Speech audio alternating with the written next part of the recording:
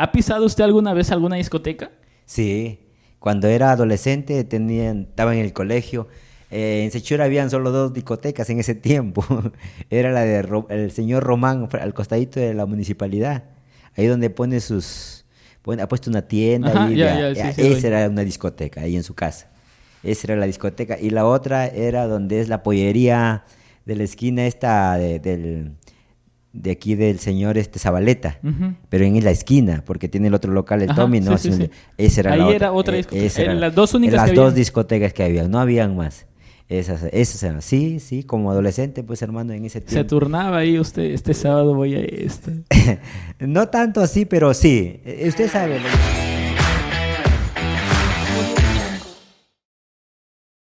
Bienvenidos a todos los chicos, las chicas, los adolescentes, la iglesia en general, las personas adultas también que nos están viendo a través de la plataforma de YouTube y muy pronto en Spotify. Sean ustedes bienvenidos al mejor podcast cristiano o al mejor podcast secular también. Este es su podcast Inspirados. El día de hoy tenemos a un invitado muy especial y queremos hacerle muchas preguntas, recordándoles a cada uno de ustedes que si quieren o si nos recomiendan invitar a alguien, pueden escribirlo en los comentarios. Y recuerden compartir este video con todos sus amigos. El día de hoy está junto a nosotros en Inspirados nuestro hermano Giovanni. Fuertes palmas para él. Ahí nuestro equipo de producción está poniendo muchos efectos. ¿Cómo está, hermano? Hermano, gloria a Dios. Dios te bendiga, hermano. Muy bien, hermano. Gracias a Dios estoy bien y gracias por tu invitación, hermano. Agradecidos deberíamos estar nosotros porque usted nos acepta la invitación. ¿Algo que les quiera decir a toda la audiencia para empezar? Bueno, sí. Primeramente, bendecirlos en el nombre del Señor, ¿no? Que sean bendecidos por nuestro Señor Dios Todopoderoso y que sigan sintonizando tus programas que tú estás llevando a cabo. Yo estoy seguro que tienen muy buen contenido, que les va a ayudar muchísimo. Estoy seguro, convencido de eso. Así que adelante a que te sigan sintonizando porque le va a ser muy útil. Queremos empezar, hermano, y siempre me gusta empezar con una pregunta muy directa, digamos. ¿Qué hacía usted Cuéntenos un poquito de su niñez, a ver. Si es que recuerda algo, cuéntenos un poquito de su niñez. ¿Cómo no vamos a recordar la niñez, hermano, no? Sí, hermano. Bueno, quien te habla es una persona que no es de acá de la zona, ¿no? Yo soy de una familia de la ciudad de Trujillo. Mi madre en realidad se radicaron allá sus padres y vivieron allá y allá yo nací. Soy hijo único, no tengo hermanos por parte de madre y padre. Tengo hermanos, pero de madre y hermanos de padre, porque yo soy hijo único, ¿no? Y No, usted no tiene hermanos. de padre y madre no. Tengo hermanos de padre que si los conocieras vas a ver ahí idénticos a mí, soy el mayor. Y los que tengo acá son de parte de mi madre, ¿no? De su segundo compromiso de mi madre. Mi niñez, hermano, ¿qué te podría decir? Pues viví como ser hijo único de un hogar disfuncional, porque vivir sin padre, mi madre soltera. Tengo recuerdos bonitos, sí, de mi niñez de 2, de 3 años, recuerdo eso. Yo viví un tiempo en Lima, en la casa de unos tíos de mi mamá, por parte de mi abuelo, ¿no? Y ahí tengo recuerdos, a pesar que tenía 2 años, sí se recuerda de esas cosas. Y tengo recuerdos bonitos de haber vivido esos tiempos, unos tíos que me enseñaron incluso, recuerdo los números en inglés, o el What is your name, el My name is, que nos enseñaban en secundaria, de 2, de 3 años, yo ya lo conocí eso, porque me lo enseñaron desde pequeñito. ¿Sus tíos? Los tíos o sea, primos de mi mamá, lógico, mis tíos, ¿no? De la época entre los 3 años estoy hablando, de 3 años o 2, 3 años, por ahí. Porque yo llegué acá a Sechura a los 5 años de edad. 5 años de edad. 5 años de edad. ¿Y así. algún recuerdo, entre comillas, feo que quisiera contarnos?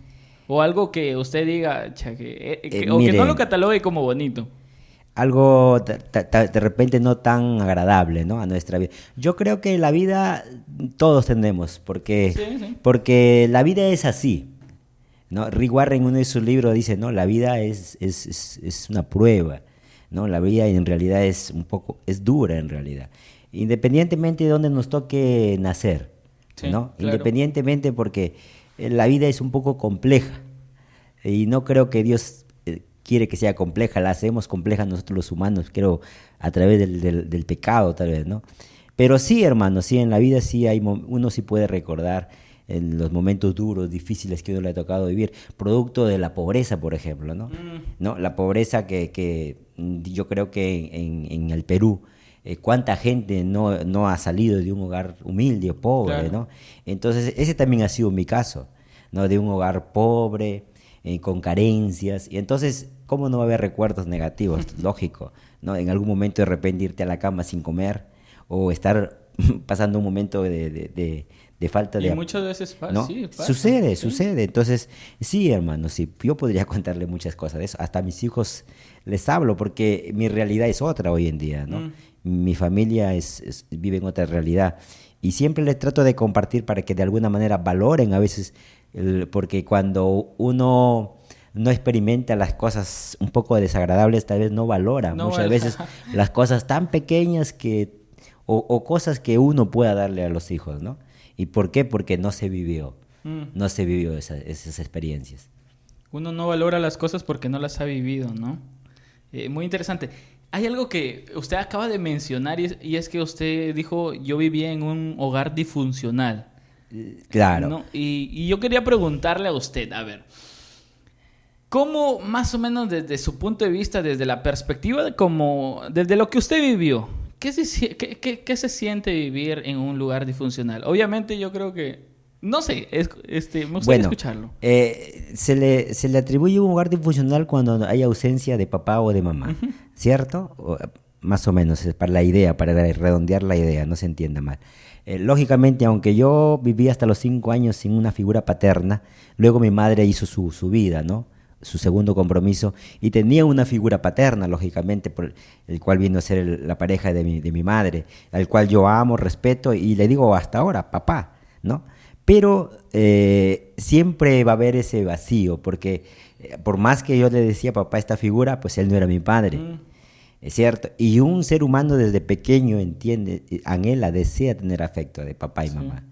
Y el no tenerlo, porque lógico, no es tu padre, ¿no? Es distinto, sí te crea un problema emocional.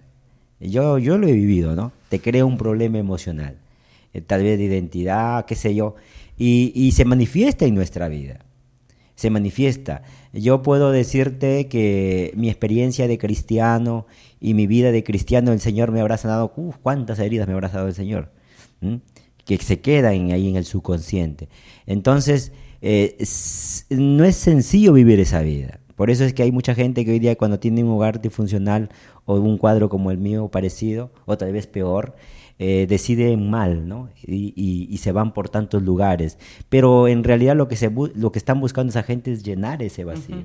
Y es verdad, porque uno anhela, desea llenar ese vacío. Y lógico, nosotros sabemos por la Escritura que no hay nada que lo llene. No hay nada. El único que puede llenar ese vacío y sanar esa herida, si es que se produjo, es que uno tenga un encuentro con Jesucristo. Sí. Y gracias a Dios que así pasó conmigo. ¿Y en qué aspectos de su vida puntuales cree usted que se veía reflejado esa ausencia de afecto? Por ejemplo, mira, yo te digo en el trato con las personas. ¿Usted trataba mal a la gente? No tanto que trate, sino si tú me miras, yo soy bien conservador, ¿no? Y lo era mucho más aún. Yo recuerdo haber estudiado algún ciclo de superior. Yo era excelente en el papel. Siempre me ha gustado investigar y estudiar. Eso ha sido parte de mi ADN, en el cual Dios me regaló.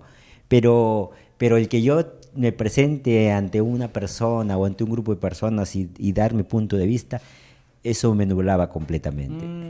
Eso es parte también de eso, porque un hogar en el cual tú sientes el afecto, el cariño de todo, te ayuda a crecer como individuo y como persona, a poderte expresar de alguna forma, cuando tienes el respaldo. Pero cuando no lo tienes, de alguna forma te va a opacar. Va a ser una gran desventaja. Te va a opacar, ¿cierto? No te va a permitir desarrollarte y crecer como debe ser normal que se crezca todo ser humano. Entonces yo puedo verlo en ese aspecto, y tal vez lo bueno de esto, porque todo hay lo malo y lo bueno, ¿no? Que eso te ayuda a ser más fuerte también. Ya. Porque te enseña a ver la vida de una manera diferente, distinta, que la vida tienes que luchar, que la vida tienes que esforzarte. O sea, hay cosas buenas y cosas malas de todo, no todo es malo, ¿no? A tal forma, a tal extremo de que, sí, pues, desde que yo tuve mis 15, mis 16 años para adelante, yo ya no dependí de mamá ni de papá.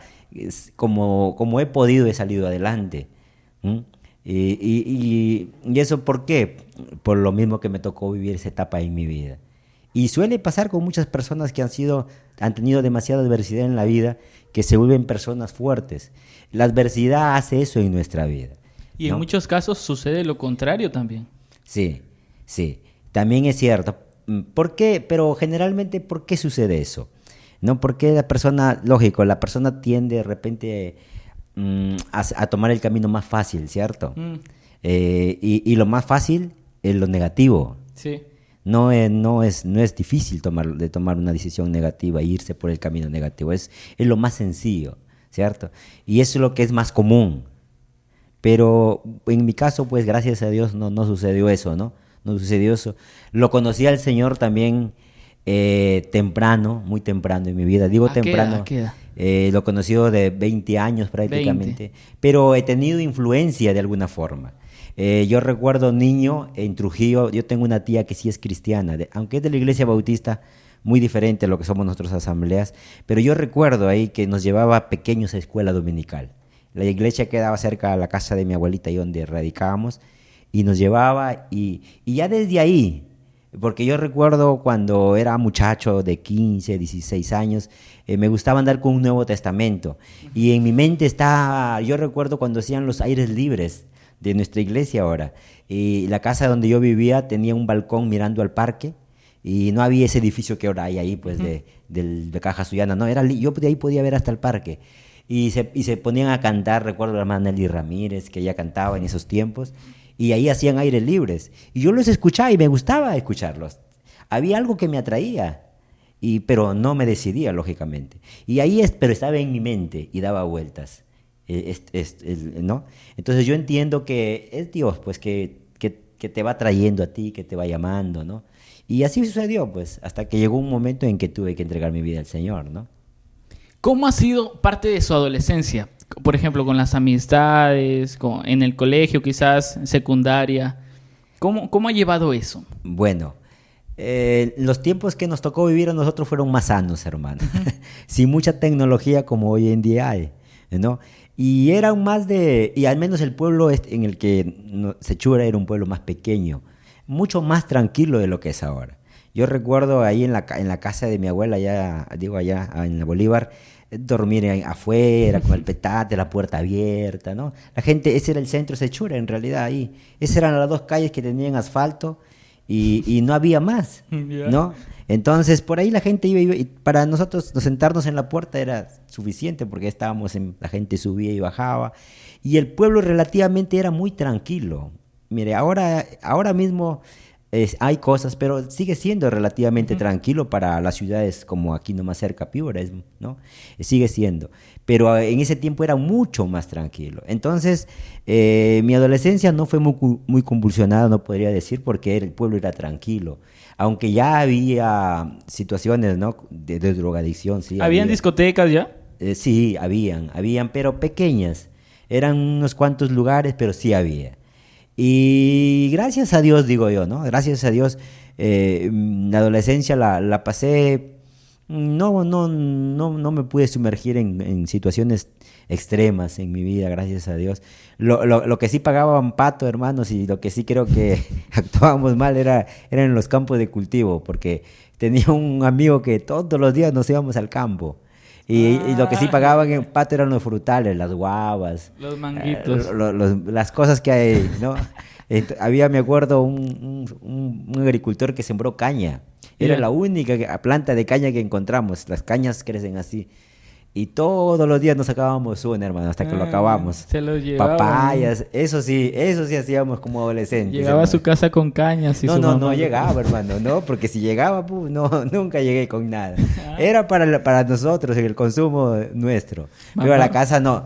No, nunca llegué con nada, hermano. Eso sí es cierto. Llegaba diciendo, mamá, voy a irme a vender cañas. Mi pregunta también iba acerca de que, ¿ha pisado usted alguna vez alguna discoteca? Sí. Cuando era adolescente estaba en el colegio. En Sechura habían solo 2 discotecas en ese tiempo.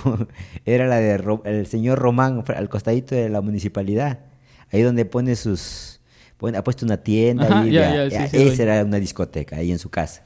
Esa era la discoteca. Y la otra era donde es la pollería de la esquina esta de aquí del señor Zabaleta, pero en la esquina, porque tiene el otro local, el Tommy, ¿no? Sí. Esa era ahí la era otra discoteca. Eran las dos únicas las que dos habían. discotecas que había, no habían más.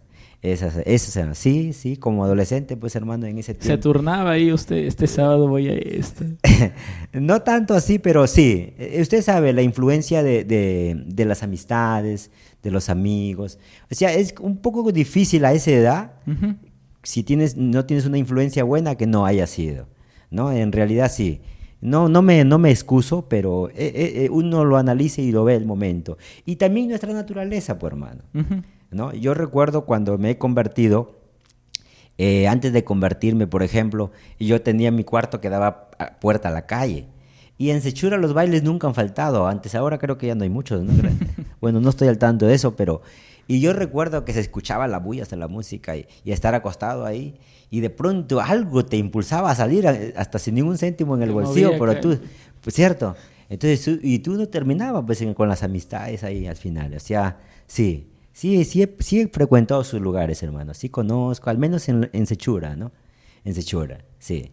Hablando, por ejemplo, ese día estaba hablando con unos amigos y amigos no cristianos, obviamente, y empezaban a nombrar muchos tragos, porque yo a veces tengo amistades cristianas y empezaban a nombrar muchos diferentes tragos. Y mi pregunta iba a usted, ¿no? ¿Cuál cree usted que ha sido la bebida alcohólica más fuerte que ha consumido? O la que existía en ese tiempo, porque ahora me mencionan de la A hasta la Z. En realidad, hermano, desconozco qué habrá en este tiempo, pero en los tiempos que andábamos nosotros, pues tomaban la cerveza, hermano, que era lo común, pues, no eran... Porque gracias a Dios también, si no nos hubiéramos destruido el hígado, hermano. Sí, pues, esa es la cosa. No, bueno, no, hermano, no ha sido tanto tampoco mi vida... muy bohemia tampoco, no ha sido. Porque no te olvides que yo te estoy hablando que 20, 21 años llegué al Señor.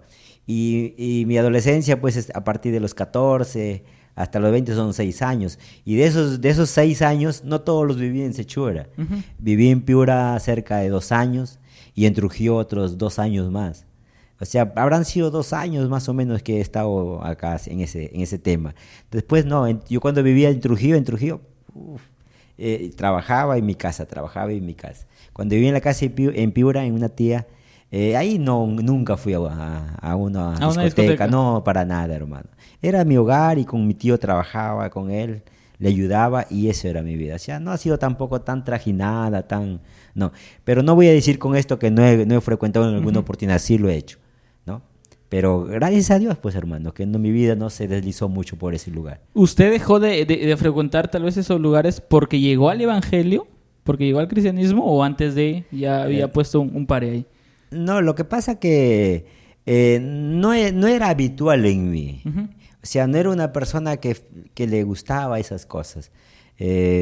Joven, lógico, uno le atrae estar en un grupo de amigos, de amigas, así estar ahí, ¿no? Pero no había eso en mí de estar en ese tema. Más que todo pienso yo porque es un deseo de superación que tú tienes. Porque yo desde joven yo que tenía deseo de superarme, de ser alguien mejor. Y yo entendía que eso no llega fácil, pues. Que tú tienes que esforzarte, lograr algo, ¿no? Trazarte metas. Y sí las tenía muchas metas en mi vida. Lógico, no se concretizaron todas las que yo hubiera querido que fueran. Y yo entendía cómo había que hacerlo. Entonces, de alguna forma también eso me ayudó, pues, a no deslizarme demasiado, ¿no? A los 20 años conoció a Cristo, digamos.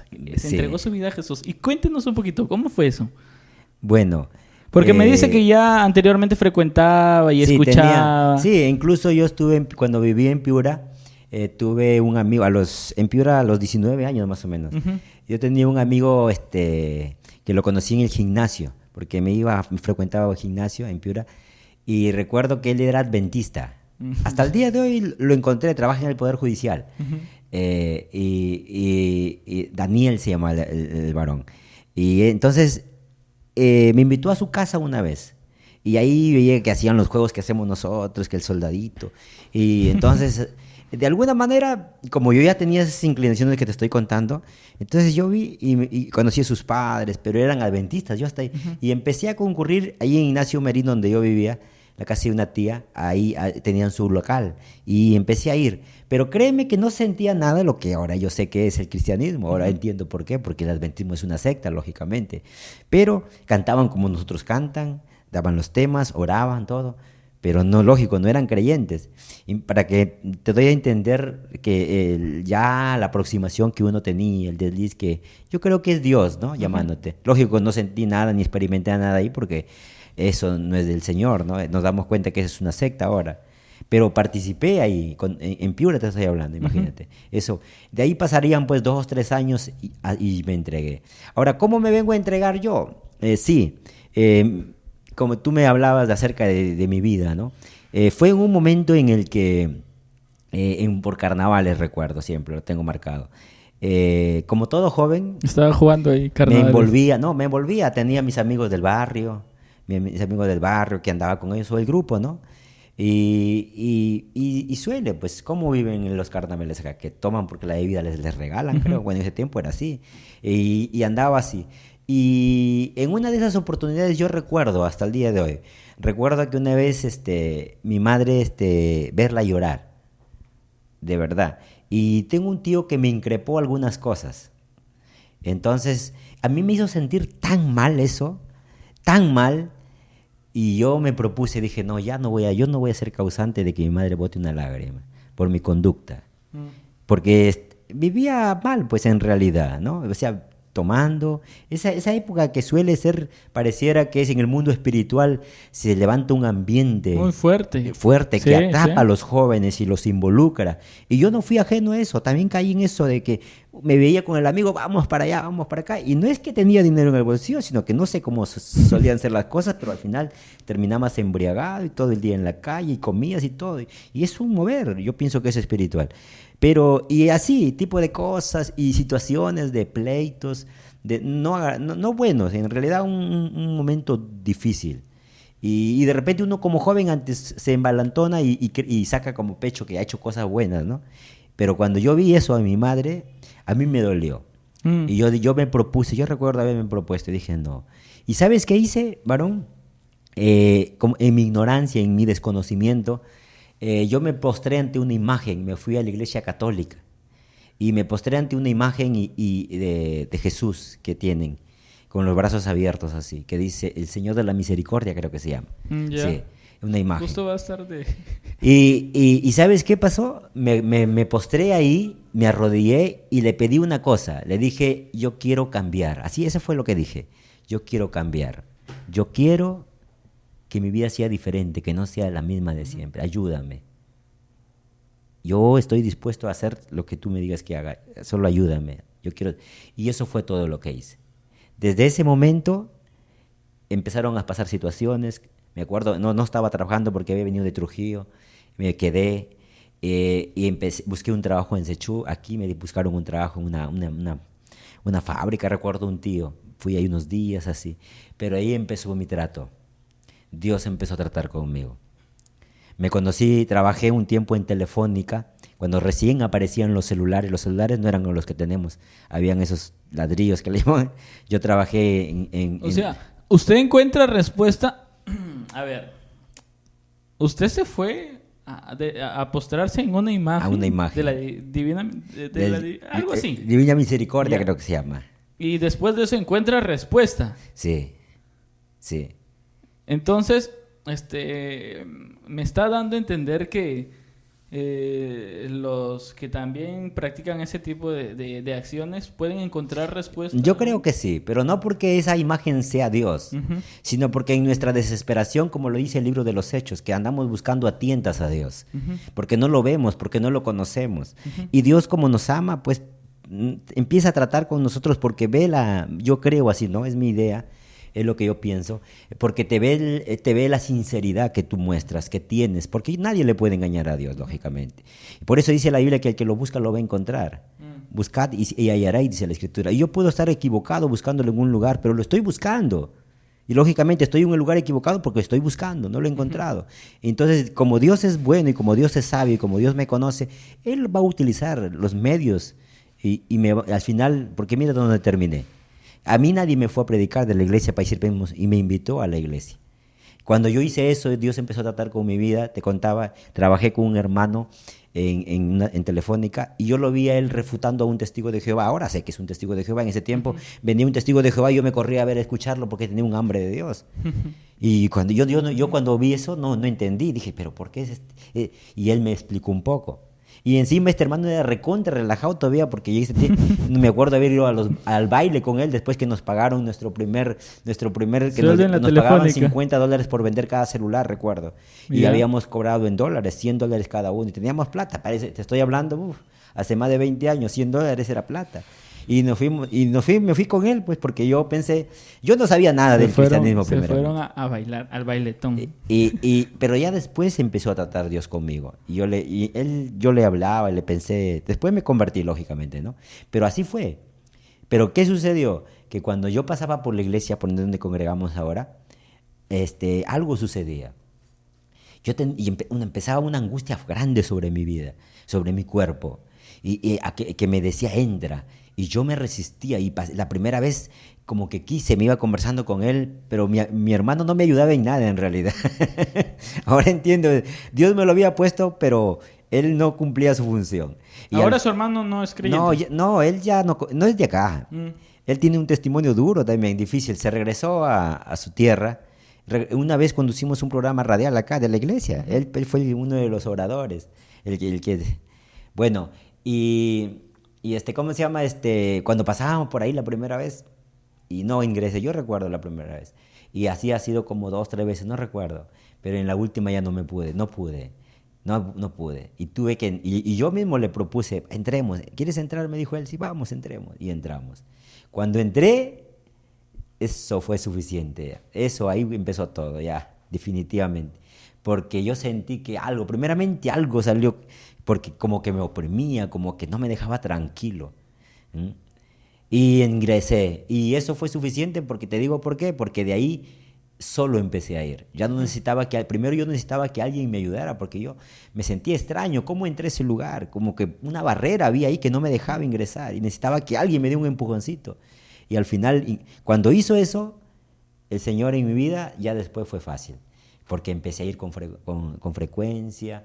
Y poco a poco, martes, jueves, sábado, domingo, martes, pues, todos los días empecé a ser un asistente digo yo, porque hasta ahí yo no era creyente, creo yo, aunque para mí yo ya me había entregado, pero fue este hermano que te estoy diciendo que me dijo, no, pero tú todavía no eres un cristiano. Cuando él me dijo así, a mí me chocó, porque yo me consideraba, y me dijo, porque tú no te has entregado públicamente, me dijo, tienes que entregar y pasarte públicamente, y así fue, pues. Me acuerdo que Washington estaba predicando un día. ¿Sí conoces al hermano Washington? Sí.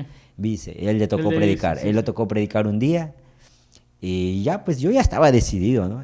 Ya hizo el llamado y me pasé, pues. Y mira cómo es el diablo, que el día que yo me paso, mis hermanas, por parte de mi madre, mis hermanas carnales, me ven. Y cuando yo llego, y me vieron parado ahí y todo, y cuando yo no sabía eso. Y cuando yo llego a mi casa, después de unos días, me dicen, ellos el diablo cómo te quiere avergonzar, porque el diablo hace eso, dice, ¿qué hacías parado ahí tonto? Me decían, ahí paradote, me decían, ahí que estás adelante. Yo entendí, dije, ellas han visto todo lo que yo estaba haciendo ahí. Y empezaron a burlarse, ¿no? Ya después, lógicamente, esto es algo anecdótico, porque ellas conocen ahora al Señor y ya no hablan así, ¿no? Pero sí, así fue, hermano, como yo me entregué al Señor. ¿Y qué recomendaría hacer? Porque, o sea, no todos tenemos, a la primera vez que todos vamos, que cada persona decide ir a la iglesia, a veces no es por un impulso que tienen. A veces puede ser por una invitación. No todos pasan la experiencia que pasó Pablo, por ejemplo, cuando Dios lo encuentra y lo tumba de su caballo. No todos pasan esas experiencias, en realidad, creo yo. Pero, ¿qué recomendaría hacer a los jóvenes? para que puedan, a los jóvenes que no conocen de Dios, para que puedan encontrar eso, encontrar a Jesús? Porque como les digo, no todos tenemos ese impulso a veces. Claro, sí, es cierto. De ir, y que es un impulso fuerte. Que cada uno tiene una manera distinta, ¿no? Cómo ha llegado al Señor o va a llegar al Señor. Para mí es clave que lo que dice el Señor, el que toca o el que no, se le va a abrir la puerta, el que busca va a hallar, el que llama se le abrirá. Yo en ese aspecto, yo creo que empieza así. El deseo, ¿no? Lógico, para que se despierte ese deseo, ese es fundado por la palabra de Dios. Y más bien, más que recomendarle al joven, aunque hay que hablarle al joven, ¿no? Sería recomendar, hablarnos a nosotros, la iglesia, nuestra función, de predicar más, de llevar el mensaje más. Porque dice el libro de Romanos, ¿cómo se convertirán? ¿Cómo si nunca han escuchado el mensaje? O sea, ¿cómo vendrán al Señor si no hay quien les hable, quien les predique? Dice la Escritura. O sea, en realidad, cuanto más prediquemos al Señor, tal vez los corazones más estén dispuestos a buscarlo. Y más yo pienso que es un tema de la iglesia, de nosotros en realidad. De que nosotros nos preparemos más bien para llevar el mensaje, para hacer correr la voz, ¿no? Porque te doy un testimonio, mira, yo me convertí al Señor y yo prediqué en mi hogar todo el tiempo. Y hasta ya me casé y salí. Y ¿quiénes llegaron a la iglesia? Llegaron mis hermanos, casi todos llegaron a la iglesia. Algunos se han convertido, otros se consideran, aunque ahí andan ahí, y tal vez algunos ya ni congregan, pero conocieron el mensaje. Pero la que nunca llegó fue mi madre. Hasta hoy. Espérate pues, mi madre. Entonces, pasó tiempo, y cuando empezamos los grupos familiares, yo recuerdo empezar un grupo porque el pastor me encomendó que empezara a buscar toda esa gente que se había desertado. Y en ese buscar, invité también a mi madre. Aquí en este lugar lo hacía en mi casa. Y recuerdo que cuando yo estaba haciendo eso, yo veía a mi madre concurrir a las reuniones. Pero yo decía, mi madre viene por respeto a mi persona, porque es mi madre. Porque yo le veía en el servicio, se dormía, hoy leía, pero no veía un cambio, porque hay evidencias cuando uno nace de nuevo. Y yo las quería ver eso en mi madre, pero no las veía. Entonces yo empecé a ayunar, a orar y a reclamarle a Dios. Y cuando yo hago esas cosas y le empiezo a pedir a Dios eso, después de un tiempo mi madre tiene un cambio. Hoy en día la que permanece más y la que está es ella. Después de todo, ¿no? Dios la bautizó con el Espíritu Santo. En realidad tuvo un cambio radical en su vida. Entonces, ¿qué puedo decir? Que el mensaje más, aunque a la juventud hay que hablarle, ¿no? Que lo que dice la Escritura, ¿no? Que se acuerden de su Creador ahora que son jóvenes, antes que vengan los días malos y después estén lamentando. Yo creo que el mensaje más va dirigido a nosotros, la iglesia, los que ya somos salvos, los que ya lo conocemos al Señor. Que en nuestra misión de evangelizar lo más que podamos, ¿no? De llevar el mensaje de esperanza a la gente que no conoce al Señor. Porque ahí, mira, tú me dices a mí, yo te estoy contando mi testimonio de alguna manera, pero en realidad la palabra se me sembró, yo veo en mí, yo hago un análisis, se me sembró de pequeño, por mi tía que me llevaba a la iglesia. Porque eso quedó ahí.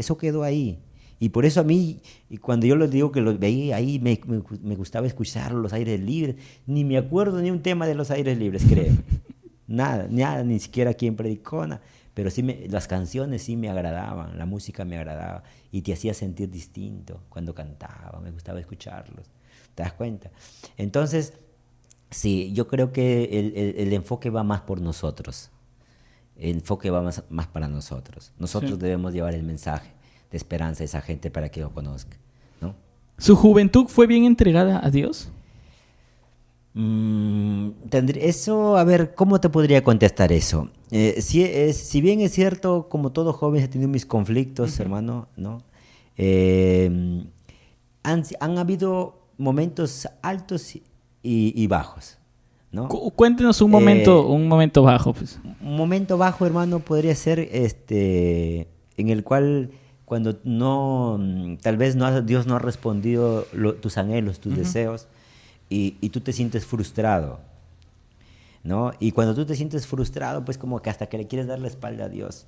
Pero no puedes al final. Cuando alguien es llamado, no puede, hermano.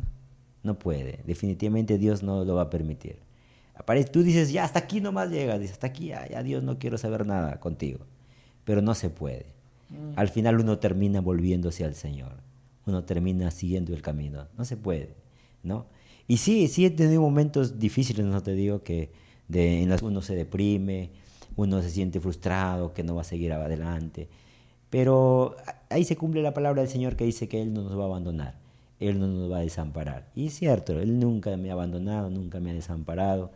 Parece que a veces no está presente en las situaciones, pero también es parte del aprendizaje de creyente, ¿no? Yo pienso que uno va aprendiendo en la vida, es aprender a esperar en Dios, porque esa es una de las cosas que Dios nos enseña, a aprender a esperar en Él, ¿no? No es cuando yo quiera, sino es cuando Él quiere, porque el tema que tú me tocabas hace ratito, porque la voluntad de Dios es perfecta, ¿no? No es mi voluntad, es la de Él.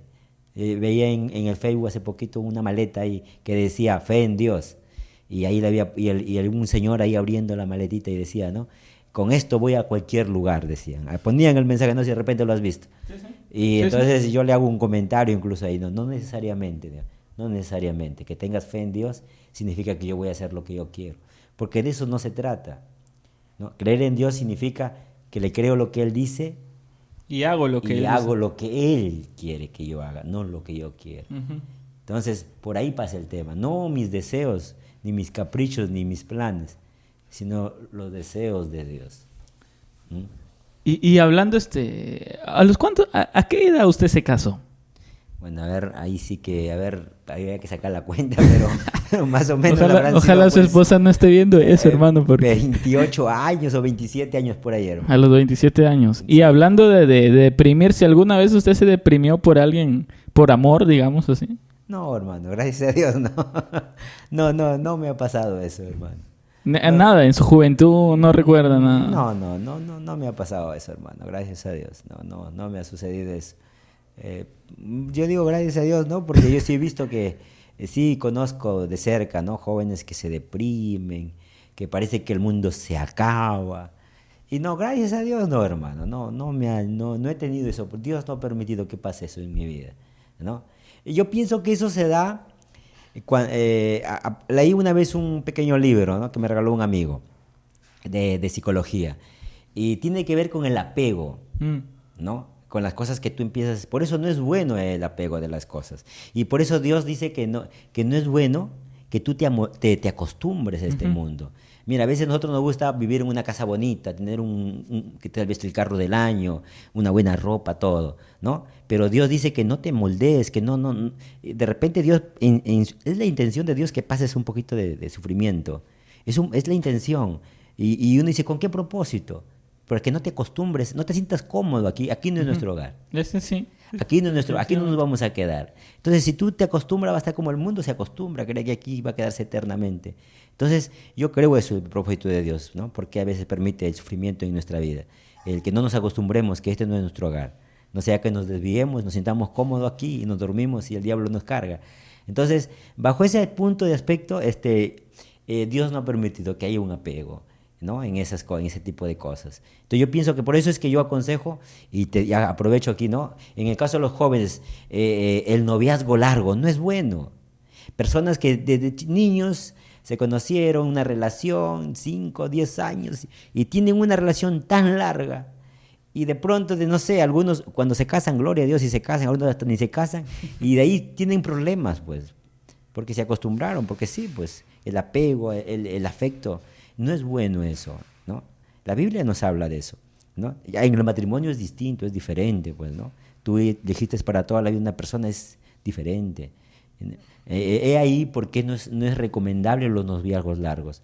Si tú buscas al Señor y si quieres una persona, pues lo recomendable es que sean 2, 3 años y te comprometas. ¿Por qué tener un noviazgo de 10, de 15? Sí, y es por eso que tampoco les aconsejo a los adolescentes que tengan el anhelo, el deseo de tener una novia, porque no están en edad para comprometerse, ¿cierto? Al menos si se quieren superar, si quieren estudiar, quieren hacer algo en la vida, pues. Pero si no tienen ese deseo y quieren formar un hogar, pues que lo hagan y asuman la responsabilidad de lo que es formar un hogar. Pero de lo contrario, no pierdan el tiempo en esas cosas, pues. Mejor hagan las cosas que tengan que hacer y llegado el momento, hagan lo que tengan que hacer. Por eso dice la Escritura, todo tiene su tiempo, todo tiene su tiempo. Hay algo que ha dicho y no pierdan su tiempo, ¿no? Porque en parte es como que pérdida de tiempo, ¿no? Dedicarle tiempo, horas, algo que nunca a esa edad no es recomendable en realidad. No te suma en realidad. No te suma. En realidad no te suma. Sí, es la pura verdad. Y a veces más que te suma, te resta. No, y ahora nosotros somos creyentes, ¿no? Conocemos la Escritura. Uh-huh. Lo vemos, cuando hemos sido adolescentes no teníamos ese conocimiento. Pero ahora que lo tenemos, en realidad no suma. ¿Por qué? Porque el hombre es hombre y la mujer y tienen deseos y tienen una naturaleza caída. Uh-huh. Entonces, no me van a decir pues que solamente van a estarse mirando y sí, pues, bien complicado es. Van a estar conversando por 5 horas. Más bien es una apertura o es darle caldo de cultivo. Es abrir puertas para caer, ¿no? Para caer en tentación. Para que tengan relaciones sexuales. Así, las cosas se dicen como son. Es como que la primera puerta que tú abres para que puedas tener sexo con alguien. Y en parte, sí, conozco un hermano, ¿no? de nuestra iglesia que ya es adulto, pero él congregó, imagínate, mucho más antes que yo me convirtiera, cuando la iglesia en Sechura recién comenzó. Uh-huh. Y tuvo un problema así de estas características, lo que estamos hablando, ¿no? Cayó en fornicación con una hermanita y ellos nunca más se recuperaron, hasta el día de hoy. Cada uno hizo su vida por su lado, cada uno hizo su vida por su lado, su pareja, y los dos fracasaron. En realidad no hace bien, o sea, daña. Por eso que no es recomendable, ¿no? Todo tiene su tiempo, Mira, el libro de Cantares es un libro, ¿lo has leído el libro de Cantares? Sí, es muy bueno. No todo, pero en parte sí. Ya, y ahí habla de esto, ¿no? Es un libro en realidad. Y en la cultura israelita, en los judíos, este libro era prohibido para los jóvenes leerlo. ¿Sí? ¿Sabías? No. ¿Hasta qué edad? Lo podían leer a partir de los 30 años. De 30 para arriba ya podían leer Cantares. Podían leerlo, porque se consideraba que ya estaban aptos para que ahora sí lean el libro, porque tiene que ver con el noviazgo, con el trato de pareja, ¿no? Entonces hasta ahí. Pero menos no podías leerlo, el libro de Cantares, ¿no? Por eso yo todavía no lo leo, porque tengo que esperar que tenga 30 años para leer el libro de Cantares. O sea, para entender la importancia de los judíos en cuanto al tema, ¿no? De esto. Sí, todo tiene su tiempo. Vas a encontrar tu pareja, van a encontrar su pareja, todos hermanos, en su debido momento. Pero yo creo que el ser humano debe tener sus metas claras, ¿no? Al menos el creyente. ¿Qué es lo que quiere para su vida? Y entonces trazar su camino y llegar a ese objetivo. Porque si es que va en un rumbo, en piloto automático como le dicta la vida, no, yo creo que así no va a llegar a nada, ¿no? Por eso hay principios en la Escritura, ¿no? Uh-huh. Entonces todo tiene su tiempo, todo en su debido momento. Y un tip claro para todos los solteros que ya están en edad de buscar pareja, un tip claro. ¿Cómo saber si es la persona ideal? ¿O cómo saber si es? Porque yo personalmente creo, como opinión propia, que Dios no tiene a alguien específicamente para ti, sino que al final somos nosotros el que optamos por decidir. Hay un chiste, ¿no? Dice que ya desde que Adán le culpó a Dios, porque la mujer que se lo dio, ya desde ahí Dios dijo, ya no le doy a nadie mujer, porque Adán me echas la culpa, que por la mujer que te di pecaste.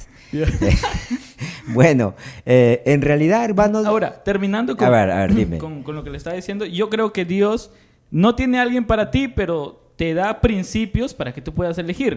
Uh-huh. Ahora, ya, queda claro que debe ser alguien creyente, pues, ¿no? Desde nuestra perspectiva como cristianos. Pero generalizando algo, tanto como para cristianos, como para personas que no lo son, porque hay matrimonios que no son cristianos y son buenos. Yo conozco muchos matrimonios que no son cristianos y son muy buenos, y son saludables, y yo he conocido personas mayores también que pasan por lo mismo, que no son cristianos, pero tienen un buen matrimonio, una buena familia. Ahora, a eso yo me refería, a eso es lo que iba. Un punto en específico. Amén. Un tic puntual, directo y claro, preciso y conciso. Como para todos los solteros que andan en busca de alguien. Un tic. Como para ti, mejor un tic dicho. como para mí, ya. Ya, más claro, más de puntual, producción. dice. Bueno, en realidad sí hay que buscar la voluntad de Dios, ¿no? ¿Cómo se busca la voluntad de Dios? Pues no es que te va a hablar de una forma audible, como puede ser, ¿no? No lo sé. Pero ya está en la Escritura. Tú lo acabas de decir. Uno de ellos es que sea cristiana. Esa es la voluntad de Dios, pues que no te unas con una filistea, que sea la voluntad de Dios. Segundo, que veas de acuerdo a tus cualidades, que compartas las cualidades, las virtudes que tú tienes. Y lógico, te vas a sentir atraído por eso también, ¿no? Por ejemplo, yo en mi caso, cuando a mi esposa, ¿no?, que ahora tengo, a mí me impresionó cuando ella dirigió una vez. Mira que en la iglesia estuve tanto tiempo y no la había visto. Eso es lo y cuando yo la vi y dirigió, yo recuerdo que leyó Proverbios 3. Hasta el día de hoy yo me acuerdo. ¿Proverbios 3? Sí, Proverbios 3, que tiene que ver con la sabiduría. Y entonces cuando ella leyó Proverbios 3, wow, dije yo, digamos, inteligentes. Y por ahí va mi tema, pues. La investigación, yo eso veía mucho, ¿no? Entonces, y la manera de expresarse. Yo eso lo valoro bastante. Entonces eso para mí, a mí me impresionó eso. Y yo, entonces me agradó y empecé a frecuentarla hasta que nos terminamos casando, pues, hermano. Entonces, mire, ¿no? Y fue algo así rápido, simplemente. No fue algo que, bueno, depende de los valores de cada uno, pues, ¿no? De lo que a ti más te atraiga. Y yo pienso que así es, ¿no? Por ejemplo, el pastor siempre cuenta también su tema, ¿no? El pastor dice, por ejemplo, que él buscaba una mujer, pero que le agradara, que tuviera el anhelo de las cosas del Señor. Y el pastor así a veces ha dicho, no, yo he tenido, una vez a mí me contó una vez, como todo joven, pero no tenía nada. Cuando yo le decía, no le interesaba nada. ¿Cree que el aspecto físico tiene mucho que ver? Sí, por ahí empieza la atracción, yo creo, ¿no? Porque los ojos, el pelo, la figura, yo creo que sí, de alguna forma influencia. Pero más que eso, yo pienso que debemos ver... Ese es como que el primer paso. Claro, porque tú puedes ver una figura bonita y bien dice la Biblia, ¿no? Engañosa es la gracia y vana la hermosura, ¿no? Y de repente cuando habla en una boca o qué sé yo, unos hábitos que te vas a salir corriendo. Entonces, no, pues, ¿no? Y como dice la Escritura, la gracia y la hermosura son vanidad, ¿no? Para ir terminando, la última, y ahora sí la última. Está muy de moda algo que se llama red flag, que significa bandera roja. Red flag, ya. Red flag, es muy usado. Es una bandera roja para saber cuándo, con qué tipo de comportamientos puedes decir, no, aquí no. ¿Me dejo entender? Un red flag que usted quiera decirnos. De los caracteres, me estás hablando de carácter, de cualquier tema en específico, pero con respecto a eso, al noviazgo. O sea, algo como que si usted hubiese visto en su esposa, usted hubiese dicho, no, aquí mejor no, me voy, sigo mi búsqueda. Bueno, en mi esposa nunca he visto nada malo. Ajá, pero en general en el noviazgo usted, o en la búsqueda, digamos, ¿cuál sería su red flag? Yo creo que tiene que ver con el carácter, el carácter, hermano, ¿no? Porque si es hay personas que son demasiadas posesivas o qué sé yo. Para mí ese es un punto muy. He visto muchos hogares fracasar justamente porque el matrimonio es el encuentro de dos mundos, ¿no? Dos piezas que se encuentran y que tienen que amoldarse para encajar. Y cuando no hay una tolerancia de alguna de las partes, muy difícil de engranar. Y ahí se termina la separación muchas veces, va por el tema por ahí. Entonces una persona posesiva, corran de ahí. El carácter demasiado fuerte, ¿no? Un poco complejo, pues, al menos para un varón, ¿no? Sí. Al menos para un varón. Pero yo pienso que el carácter tiene que ver mucho eso. El carácter, ¿no? En el cristianismo, lógicamente, que Dios nos ayuda con nuestro carácter y todo, pero aún así el Señor en el carácter no se suele meter mucho. Sí, sí, sí. Siempre te va a utilizar. Pero en una relación yo pienso que eso es muy importante también. Bueno, en mi punto de vista, ¿no? El carácter, ver, pues, hermano. Porque si no, después te metes en problemas. Sí, y en graves problemas. Ha sido se ha pasado muy rápido el tiempo, la verdad, que hay muchas preguntas y muchas cosas por las que conversar. Han quedado dentro de muchas cosas que también quería preguntarles. Pero se nos está cortando el tiempo y queremos primero agradecerle a usted, hermano, por este espacio que nos ha brindado y por este tiempo. Y a todas las personas que nos están escuchando en este podcast Inspirados, agradecerles. De verdad, agradecerles porque sabemos que comparten el video, sabemos que se les envían a sus amigos, sabemos que están comentando ahí, sabemos que quieren mucho este espacio de YouTube, del podcast. Y para terminar, unas palabras de parte de usted para todos los que los están viendo, para los miles de millones que los están visualizando. Bueno, agradecerles primeramente, hermano, ¿no? Su sintonía a tu programa que tú tienes y a los jóvenes o a todas las personas que nos están escuchando o viendo en tu canal, decirles que sí se puede vivir una vida saludable, de éxito, pero justamente de la mano de nuestro Señor Jesucristo. Él mismo nos dijo hace mucho tiempo atrás que separados de Él nada podríamos hacer. Y es cierto, uno puede tener planes en la vida, proyectos, y son buenos tenerlos. Y tal vez algunos lo concreticen, otros no lo sé.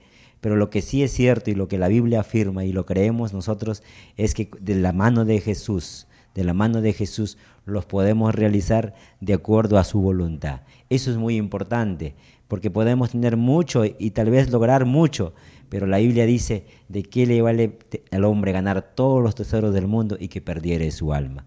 Lo más importante en esta tierra, amigo que me escuchas, es que tu alma pueda estar segura. Y la única manera que esté segura es que tengas una relación con nuestro Señor Jesucristo. Amén. Que Dios te bendiga. Muy bien, nos estamos despidiendo de ustedes. Cuídense mucho. Ya saben que estamos viéndonos y estamos encontrándonos todos los miércoles a las 5 de la tarde. No se olviden nuevamente likear este video, compartir los reels, compartir todo. Y nos vemos el próximo miércoles. Cuídense.